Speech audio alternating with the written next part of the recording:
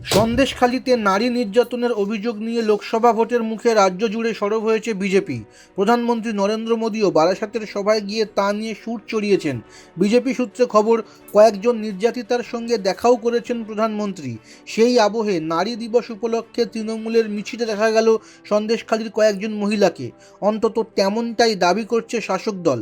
তাদের দাবি, শুধু মিছিলে যোগ দেওয়াই নয়, পদযাত্রা শেষে দলের সর্বভারতীয় সাধারণ সম্পাদক অভিষেক বন্দ্যোপাধ্যায়ের সঙ্গেও দেখা করেছেন সন্দেশখালির মহিলারা।